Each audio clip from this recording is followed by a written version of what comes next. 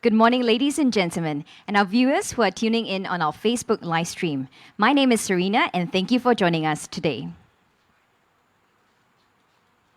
Good morning, Mr. Desmond Lee, Minister for National Development and Minister in charge of Social Services and Integration. Mr. Kenneth CEO of the National Parks Board. Mr. Sylvain Bohore, representative from Interpol.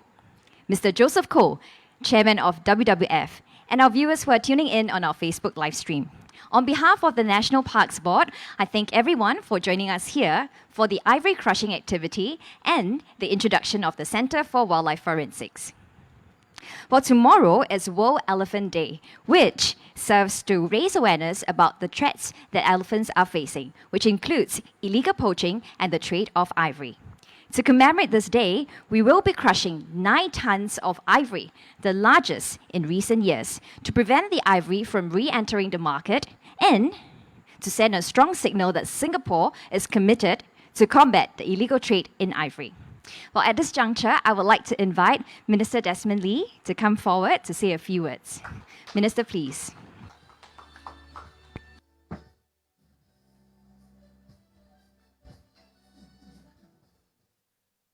Very good morning to Mr. Joseph Koh, Chairman of the Worldwide Fund for Nature, Singapore, Mr. Sylvain Bohore and colleagues from Interpol, partners from CITES, overseas enforcement agencies, and the international research community that are plugging into this event from the rest of Singapore and from around the world through the internet.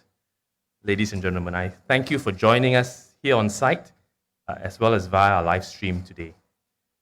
The illegal trade in wildlife threatens the species and the survival of endangered species, destroys habitats and disrupts ecosystems around the world. Singapore adopts a zero-tolerance stance on the illegal trade in wildlife, and we are signatory to the Convention on the International Trade in Endangered Species of Wild Fauna and Flora, or CITES. And we have put in place a strong legal enforcement framework to combat the illegal trade in CITES-listed species. Under CITES, international trade in elephant ivory is banned. This protects the world's remaining elephant populations from being poached into extinction. We will be crushing around 9 tons of ivory later to signify and reaffirm our commitment to play our part to combat the illegal ivory trade. This includes the major seizure of 8.8 tons of ivory that Singapore made last year, which was estimated to have come from the senseless slaughter of nearly 300 African elephants. Collaboration with our global partners has been instrumental in helping us to make this seizure. And as a mark of our partnership, we thought we'll live stream this so that our partners from around the world can join us from wherever they are. So, for instance, information shared by the General Administration of Customs of the People's Republic of China led us to find the ivory in a shipment that was falsely declared to have contained timber. Our further collaboration with China had led to the arrest of 14 suspected members of a criminal syndicate by Chinese authorities. Crushing this ivory we have seized ensures that it will never re-enter the market and will help disrupt the global supply chain of illegally traded ivory. This sends a clear signal to poachers, traffickers, and dealers that Singapore resolves to stamp out the illegal trade in wildlife passing through our city. In addition, we also announced the ban on the domestic trade in elephant ivory in August last year. This ban will come into effect on the 1st of September next year. The sale of all elephant ivory and ivory products and the public display of these items for the purposes of sale will be prohibited in Singapore. But we will go further. Today, we'll be launching our Centre for Wildlife Forensics to further support international efforts to curb illegal wildlife trade. This centre will build further on NParks' in-house capabilities in wildlife forensics investigations. It will utilize DNA analysis methods like next-generation sequencing and chemical methods such as isotope analysis to gain useful and meaningful insights that can be used to tackle poaching and wildlife trafficking. Through this, we will be able to analyze samples of seized ivory to determine where the elephants were poached from, to enable source countries to better target their enforcement methods. The Centre will also partner regional and international experts on wildlife forensics analysis. This will enable us to continuously build and contribute our expertise to the conservation of endangered species around the world. The National Parks Board, Singapore Customs, and the Immigration and Checkpoints Authority of Singapore, ICA, will continue to work closely together and with our international partners to maintain Singapore's vigilance against the illegal trade in CITES-listed species. Now, all of us can do our part to help protect elephants and other endangered species by not buying illegal wildlife products and also discourage others from doing so too.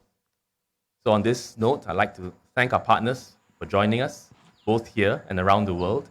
And today, we up our capability to tackle wildlife trade and to play our part as a responsible citizen of the global community. Thank you. All the best. Thank you, Minister. May I invite you down the stage for the next section? We will now watch a video message from the CITES Secretary General, Yvonne Igiro, who is unable to join us today, followed by a video on the Centre for Wildlife Forensics. Excellencies, ladies and gentlemen, I am grateful to the Government of Singapore for this invitation to speak at this event on such an important day, World Elephant Day, which brings attention to elephants and their conservation needs. This event presents an opportunity to continue to raise awareness of the serious nature of wildlife crime and the threat it poses to elephants. And it provides an occasion to highlight the important work being done in Singapore to respond to the legal trade in ivory. Elephants are one of the most iconic species listed in the CITES appendices. Matters affecting them generate considerable debate within the convention because, despite major efforts by parties, the illegal killing of elephants and illegal trade in their ivory continue to be matters of serious concern. Yet we are increasingly seeing encouraging signs that the measures deployed by parties, intergovernmental and non-governmental bodies are taking effect. At the 18th meeting of the Conference of the Parties to CITES, data collected by the CITES Monitoring the Illegal Killing of Elephants program, known as MIKE, showed that poaching of African elephants is on a slow but steady downward trend since peaking in 2011. Data collected in MIKE sites in Asia also showed a slight decrease in illegal killing of Asian elephants. The United Nations Office on Drugs and Crime recently published the World Wildlife Crime Report 2020, which confirmed these trends.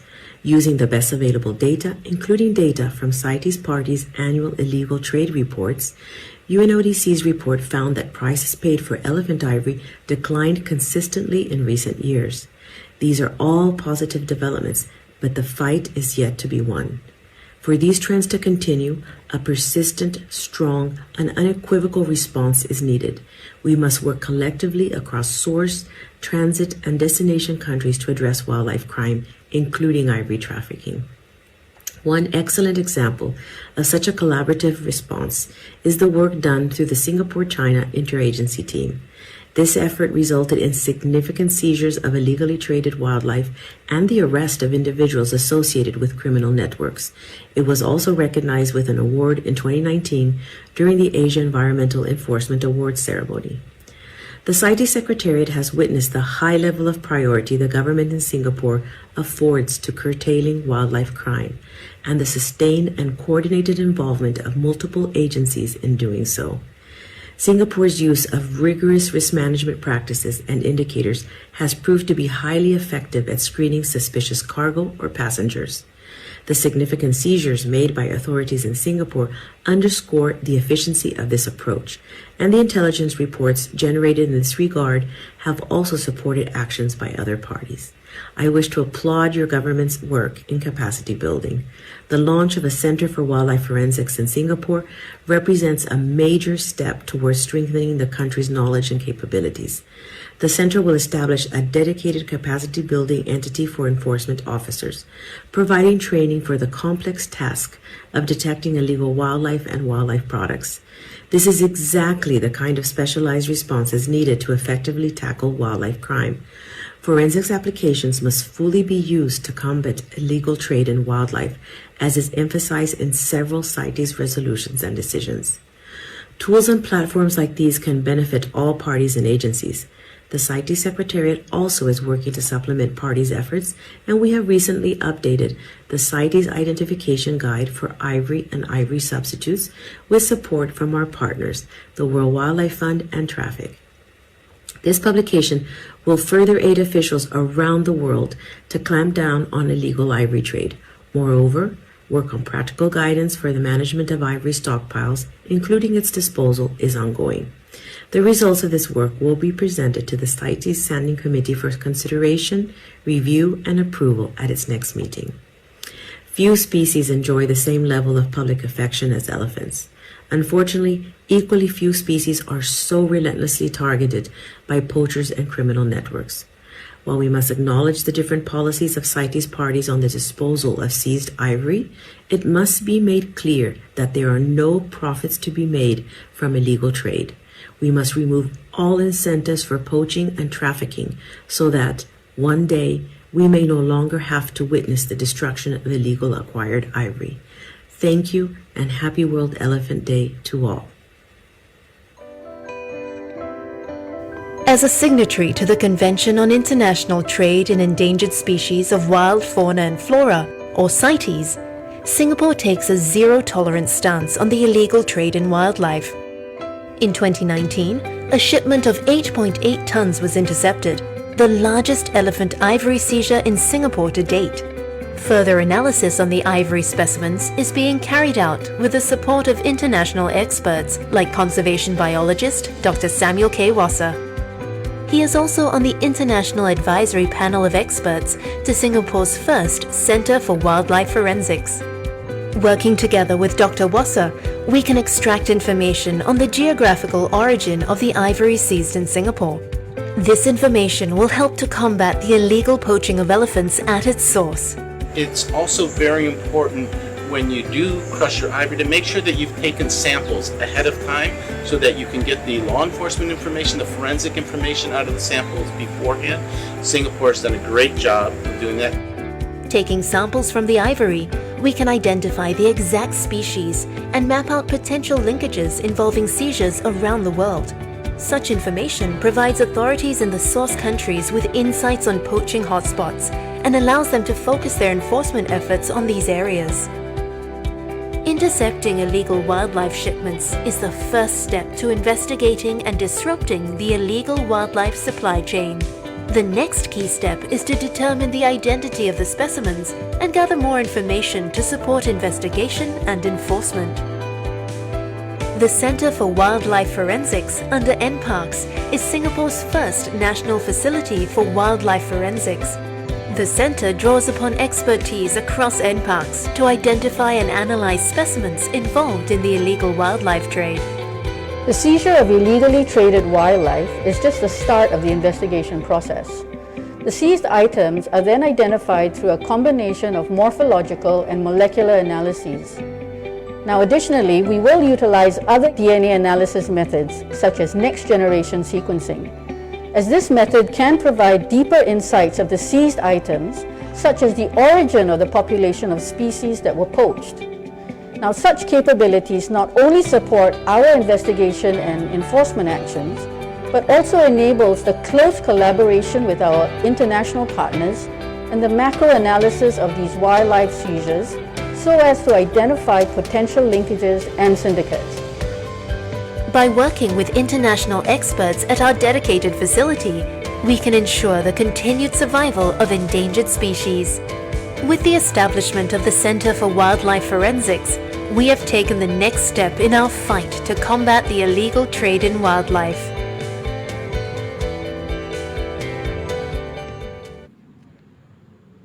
Well, without further ado, I would now like to invite Minister to proceed to the industrial rock crusher to start the ivory crushing process. Minister, please.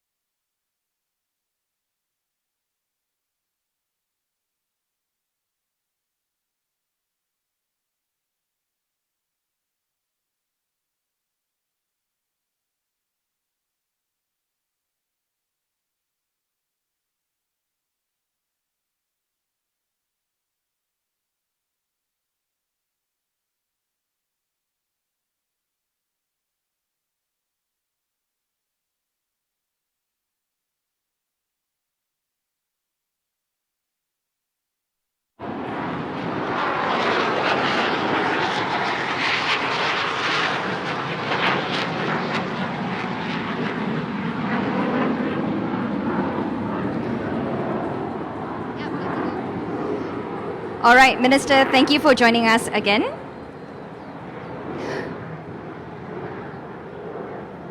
When you're ready, on the countdown of 3, please press the button to start the ivory crushing process.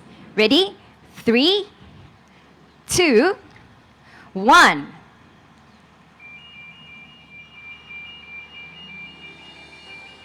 Thank you, Minister. The 9 tons of seized ivory will be destroyed over the next few days using an industrial rock crusher. These crushed ivory pieces will then be incinerated under the close supervision of the National Parks Board. This crushing process will be live streamed at the link indicated below.